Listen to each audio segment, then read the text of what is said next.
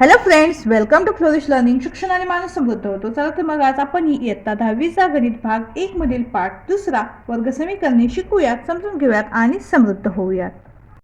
तर पहिलं उदाहरण काय आहे? x वर्ग वजा 15x अधिक 54 बरोबर 0.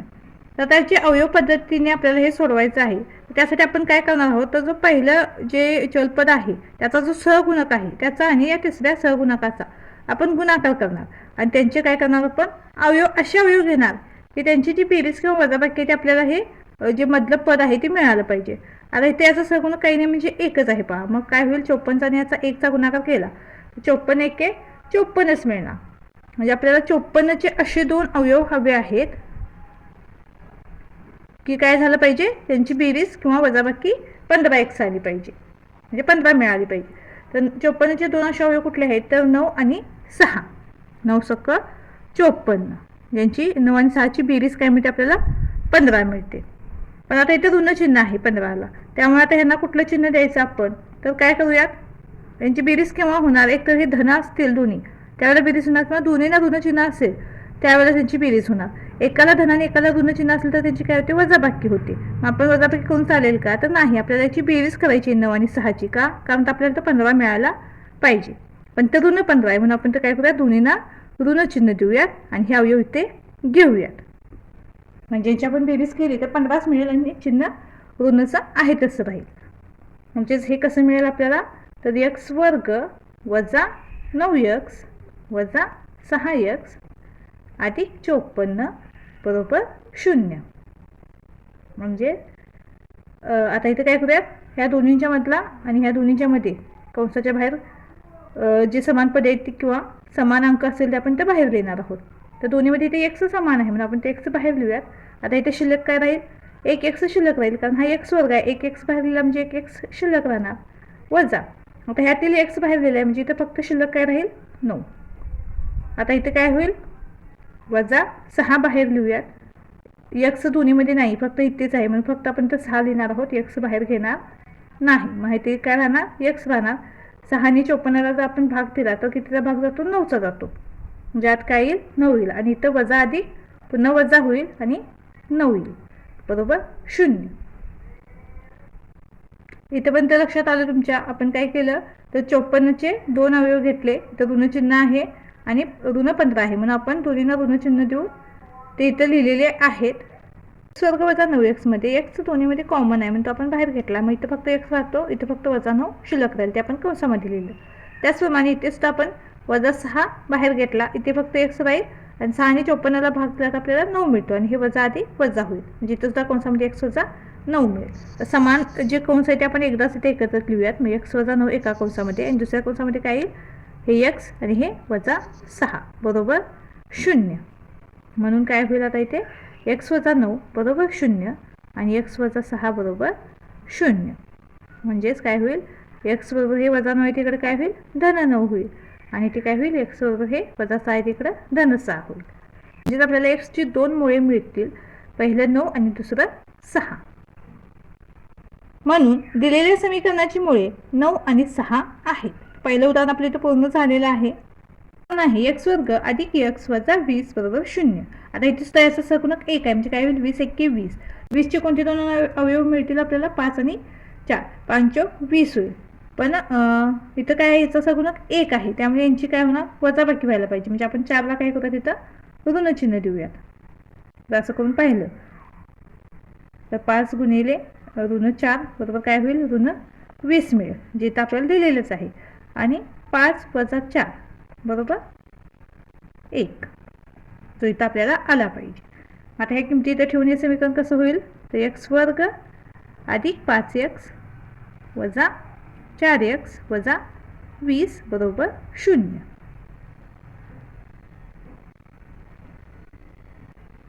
आता इथे काय करूया, तर यातील जो कॉमन सामायिक जो अवयव आहे तो आपण तर बाहेर घेऊयात. मग आता x दोन्हीमध्ये सामायिक आहे, 5 x बाहेर घेऊयात. कंसामध्ये काय राहील, इथे 1 x राहील आणि आधी 5 राहील, कारण 5 सोबतचा x आपण बाहेर घेतलेला आहे. इथे सुद्धा त्याच पद्धतीने होईल. काय होईल, वजा 4x वजा 20 मध्ये 4 बाहेर घेऊयात, म्हणजे वजा 4 आहे तसं बाहेर येईल. कंसामध्ये काय राहील, x हे वजा वजा काय होईल, अधिक होईल आणि 4ने 20ला भाग केला तर तो 5चा भाग बसतो म्हणून तर 5 येईल बरोबर 0.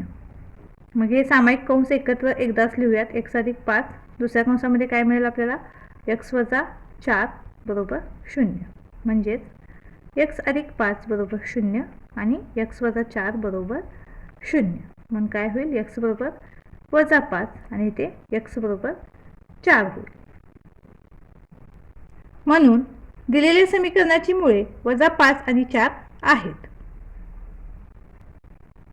यानंतर पुढील उदाहरण आहे 2y वर्ग अधिक 27y अधिक 13 बरोबर 0. तर इथे पहा इथे याचा सहगुणक 2 आहे आणि हा 13. तर 13 आणि 2चा गुणाकार होईल 13 दुनी 26. तर 26चे आपल्याला असे 2 अवयव आहेत की ज्यांची काय होईल बेरीज 27 मिळाली पाहिजे. तर याचे अवयव आपल्याला कसे मिळतील 26 आणि 1 मिळतील. कारण 26 1 26 आणि 26 अधिक 1 केला तर 27 ही बेरीज आपल्याला इथे मिळते. म्हणून हे कसं होईल तर 2y वर्ग आहे तसं अधिक 26y अधिक y अधिक 13 बरोबर 0. आता इथे धनचिन्ह असल्यामुळे इथं पण सगळे धनचिन्ह आहे तसं राहील. आता इथे दोन्हीमधील सामायिक अवयव बाहेर घेऊयात. तर काय बाहेर घेऊयात आपण तर इथं तर 2 आहे आणि इथं 26 आहे. तर 2ने 26ला भाग जातो म्हणून आपण 2 बाहेर घेऊयात आणि दोन्हीमध्ये पण y आहे म्हणून y पण बाहेर घेऊयात. म्हणजे आपल्याला काय होईल 2y बाहेर निघेल. कंसामध्ये काय राहील y अधिक 2ने 26ला भाग दिला तर 13चा भाग बसतो म्हणून 13 येईल कंसामध्ये कंस पूर्ण अधिक आता इथे काय बाहेर घ्यावं लागेल तर y अधिक 13 आहे. तर यामध्ये काय करूयात 1 बाहेर घेऊयात. परत कंसामध्ये काय होईल y अधिक 13 आहे तसं राहील बरोबर 0. समान कंस एकत्र लिहूयात. y अधिक 13 एकदाच लिहिला आपण. दुसऱ्या कंसामध्ये काय येईल 2y अधिक 1 बरोबर 0. म्हणून y अधिक 13 बरोबर 0 आणि 2y अधिक 1 बरोबर 0. काय होईल आता इथे y बरोबर ऋण 13 इथे काय होईल 2y बरोबर ऋण 1 होईल. हे धन 1 आहे तिकडे ऋण 1 होईल आणि y बरोबर काय मिळेल आपल्याला ऋण 1/2. हे 2 याला गुणिले तिकडे भागिले होईल. म्हणून दिलेल्या समीकरणाची मुळे वजा 13 व वजा 1/2 आहेत. पुढील उदाहरण आहे 5m वर्ग बरोबर 22m अधिक 15. त्याला आपण समीकरण रूपामध्ये आधी लिहून घेऊयात. म्हणजे कसं होईल 5m वर्ग हे धन 22 आहे तिकडे येऊन काय होईल ऋण 22m आणि धन 15 आहे ते ऋण 15 होईल बरोबर 0. आता याचा सहगुणक 5 आहे म्हणजे काय होईल 15 आणि 5चा गुणाकार होईल. तर 15 गुणिले 5 आपल्याला काय मिळेल 15 गुणिले 5 75 होईल आणि 75चे असे 2 अवयव हवेत की ज्यांची वजाबाकी 22 आली पाहिजे. तर असे कुठले अवयव मिळतील आपल्याला तर 25 आणि 3 25 त्रिक 75. पण इथं ऋणचिन्ह आहे त्यामुळे काय करायला पाहिजे आपल्याला तर 25 वजा 3 डायरेक्ट 22 मिळेल पण धन 22 मिळेल. त्यामुळे आपण काय करूया तिथं ऋण 25 घेऊयात. म्हणजे ऋण 25 वजा 3 22 मिळेल आणि चिन्ह मोठ्या संख्येचं.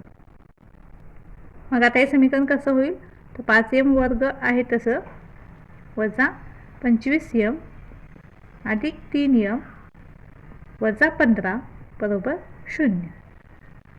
आता यातील काय करूयात सामायिक जो अवयव आहे तो कंसा बाहेर काढूयात.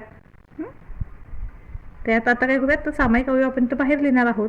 तर यामध्ये सामायिक काय येईल बरं तर 5m सामायिक येईल कारण ते 5m दोन्हीमध्ये पण आहे आणि ते 5 आहे आणि ह्या 25ला सुद्धा 5ने भाग जातो म्हणून आपण 5m बाहेर घेतलेला आहे. तर काय राहील फक्त m वजा 5. आता इथे सुद्धा काय होईल त्याच पद्धतीने 3 बाहेर घेऊयात कारण 3ने 3ला भाग जातो आणि 15ला सुद्धा भाग जातो म्हणून अधिक 3 कंसामध्ये m वजा 3×5 15. हे अधिक वजा वजा आहे तसंच राहील बरोबर 0. m वजा 5 एका कंसात लिहूयात आणि 5m अधिक 3 बरोबर 0. म्हणजेच काय होईल m वजा 5 बरोबर 0 आणि 5m अधिक 3 बरोबर 0.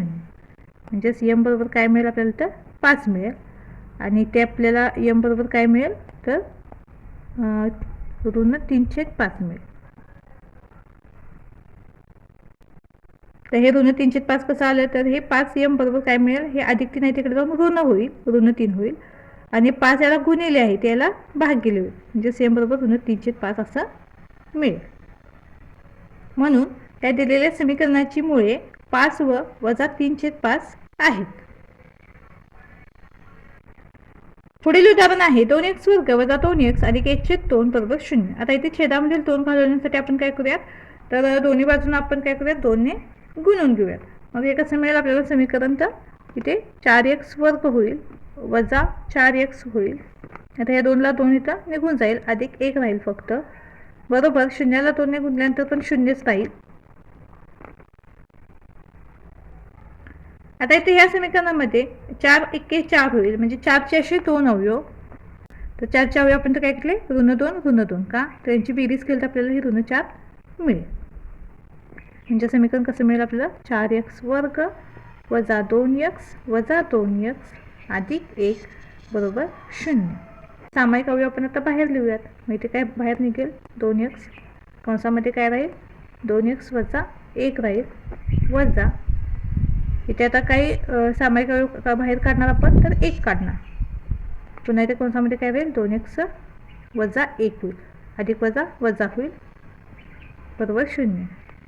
म्हणून 2x वजा 1 एका कंसामध्ये, दुसऱ्या कंसामध्ये पुन्हा काय राहिले, 2x वजा 1 बरोबर 0. 2x वजा 1 बरोबर 0, 2x वजा 1 बरोबर 0, 2x बरोबर 1, 2x बरोबर 1, x बरोबर 1/2, x बरोबर 1/2. म्हणून दिलेल्या समीकरणाची मुळे 1/2 व 1/2 आहेत.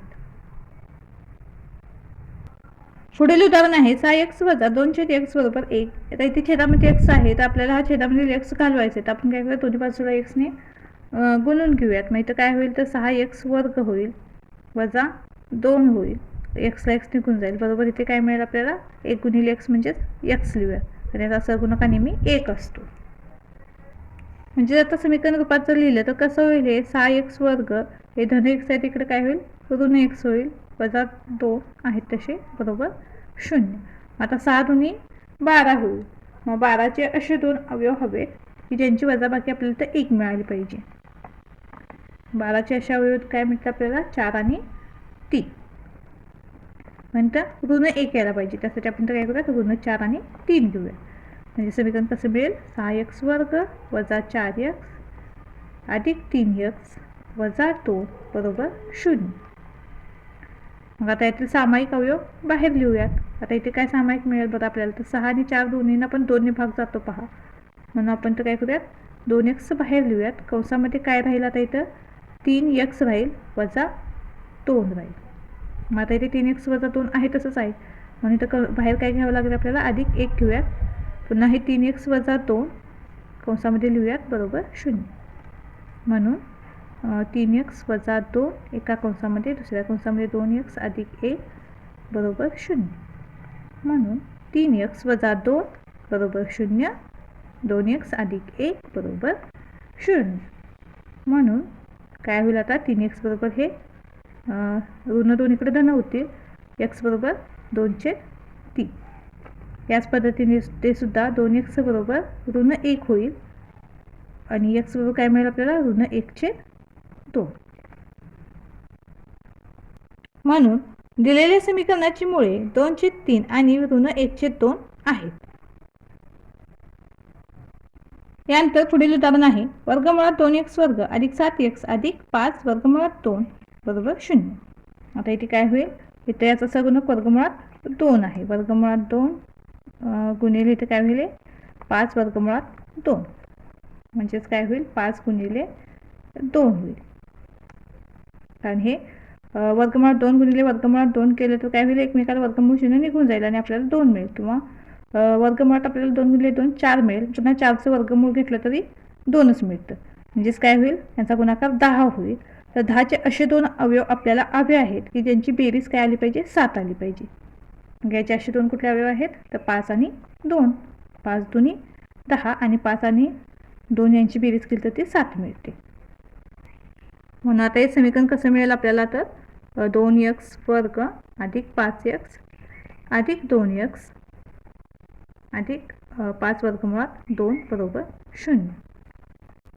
त्यातले आता सामायिक अवयव आपण तर बाहेर लिहून घेऊयात. तर इथे दोन्हीमध्ये कॉमन काय आहे, x आहे. कंसामध्ये काय लिहूयात, वर्गमुळात 2x अधिक 5 जास्त अधिक वर्गमुळात 2 कंसामध्ये वर्गमुळात 2x अधिक 5 बरोबर 0. ते वर्गमुळात 2 बाहेर का घेतलेलं आहे, तर वर्गमुळात 2 गुणिले वर्गमुळात 2 केले तर पुन्हा वर्गमुळात 4 होईल आणि 4चं वर्गमूळ 2 मिळेल. म्हणजे हा 2x आपल्याला ते मिळेल आणि 5 गुणिले वर्गमुळात 2 आहे तशी परत मिळतील. जर कंसाचा जर आपण गुणाकार केला तर आपल्याला आहे तसंच या समीकरण मिळतं. आता पहिल्या कंसामध्ये काय मिळेल आपल्याला, वर्गमुळात 2x अधिक 5 कंस पूर्ण. दुसऱ्या कंसामध्ये काय होईल, x अधिक वर्गमुळात 2 कंस पूर्ण बरोबर 0. म्हणजेच वर्गमुळात 2x अधिक 5 बरोबर 0, x अधिक वर्गमुळात 2 बरोबर 0. वर्गमुळात 2x अधिक 5 आहे तिकडे काय होईल, ऋण 5 होईल. म्हणजेच x बरोबर काय मिळेल आपल्याला, वजा 5 छेद वर्गमुळात 2 हे गुणिले तिकडे भागिले होईल. याच पद्धतीने इथे सुद्धा काय होईल, तर x बरोबर वजा वर्गमुळात 2 होईल, कारण हे धन आहे तिकडे ऋण होईल. आणि इथे काय झालं, तर वर्गमुळात 2x अधिक 5 बरोबर काय होईल, वर्गमुळात 2x बरोबर ऋण 5, x बरोबर ऋण 5 छेद वर्गमुळात 2. म्हणून समीकरणाची मुळे वजा 5 छेद वर्गमुळात 2 व वजा वर्गमुळात 2 आहेत. यातील पुढील प्रश्न आहे 3x वर्ग वजा 2 वर्गमुळात 6x अधिक 2 बरोबर 0. त्या प्रश्नाला स्टार केलेला आहे. हा प्रश्न परीक्षेत विचारला गेलेला आहे, त्यामुळे हा नीट समजून घेऊन सराव करा याचा.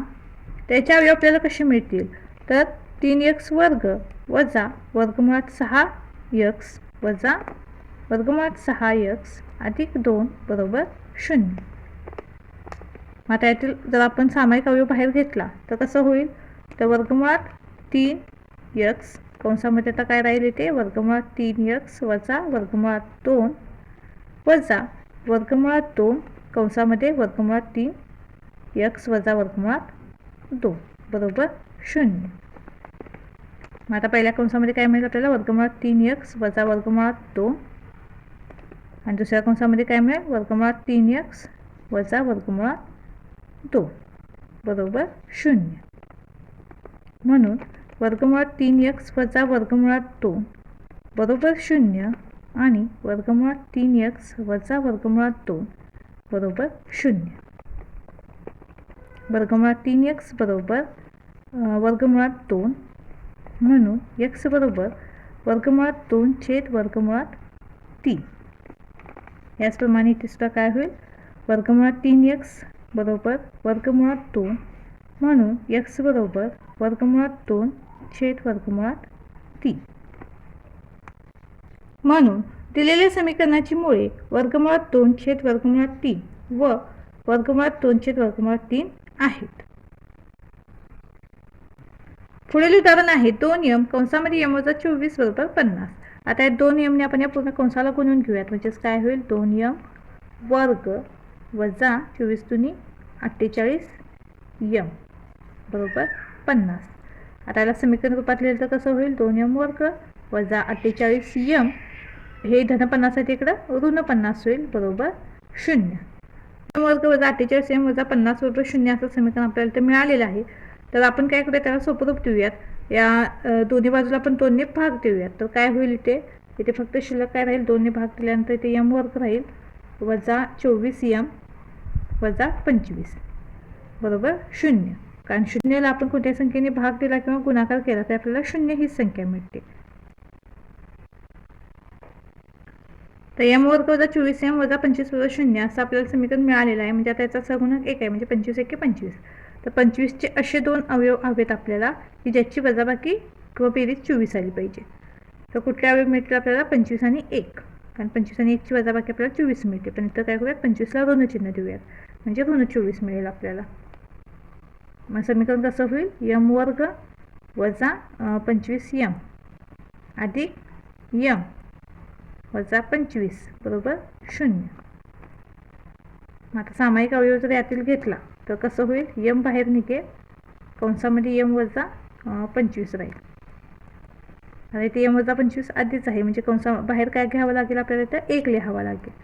1 गुणिले कंसामध्ये m वजा 25 बरोबर 0. मग यम वजा 25 एका कंसामध्ये दुसऱ्या कंसामध्ये यम अधिक 1 बरोबर 0. म्हणून यम वजा 25 बरोबर 0, यम अधिक 1 बरोबर 0. यम बरोबर 25, यम बरोबर ऋण 1. म्हणून दिलेल्या समीकरणाची मुळे 25 व वजा 1 आहेत. पुढील उदाहरण आहे 25m वर्ग बरोबर 9. आता या समीकरण रूपामध्ये आपण कसं लिहिणार, तर 25m वर्ग हे धन आहे तिकडं ऋण होईल बरोबर 0. मग 25m वर्ग वजा 9 म्हणजेच हे काय होईल, तर 25 हा 5चा वर्ग आहे आणि 9 हा 3चा वर्ग आहे. म्हणजे समीकरण कसं मिळेल आपल्याला, 5m कंसामध्ये कंसाचा वर्ग वजा 3चा वर्ग बरोबर 0. म्हणजेच काय होईल, 5m अधिक 3 पहिल्या कंसात, दुसऱ्या कंसामध्ये 5m वजा 3 बरोबर 0. तर आपण हे कशावरून दिलं, तर a वर्ग वजा b वर्ग बरोबर a अधिक b आणि a वजा b असं हे सूत्र आहे. हे सूत्र पण तुम्हाला पाठ पाहिजेत, कारण असं उदाहरणामध्येच ही सूत्र आपल्याला अचानकच अशी वापरावी लागतात. जर सूत्र पाठ असतील तर अशी उदाहरणं तुम्ही सहजपणे सोडवू शकता. आता हे सूत्र जर तुम्हाला इथं पाठ नसेल तर इथं तुम्ही पुन्हा कन्फ्यूज होणार, हे म्हणजे कसं सोडवायचं तुमच्या लक्षात येणार नाही. आणि जास्तीत जास्त तुम्ही जेवढी उदाहरणांचा सराव कराल तेवढं तुम्हाला ते सोपं होतं. म्हणजे कुठल्या सूत्र गणितामध्ये कुठलं सूत्र वापरलं आहे, कोणती स्टेप केलेली आहे हे तुमच्या लक्षात राहतं आणि तुम्ही ती उदाहरणे सोडवू शकता. तर इथे आपल्याला काय मिळालं, पहिल्या कंसामध्ये 5m अधिक 3, दुसऱ्या कंसामध्ये 5m वजा 3. म्हणजेच काय होईल, आता इथे 5m अधिक 3 बरोबर 0, 5m वजा 3 बरोबर 0. म्हणजेच 5m बरोबर इकडे ऋण 3 मिळेल, m बरोबर ऋण 3/5.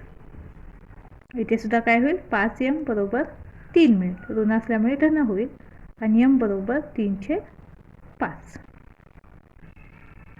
म्हणून दिलेल्या समीकरणाची मुळे वजा 3/5 व 3/5 आहे.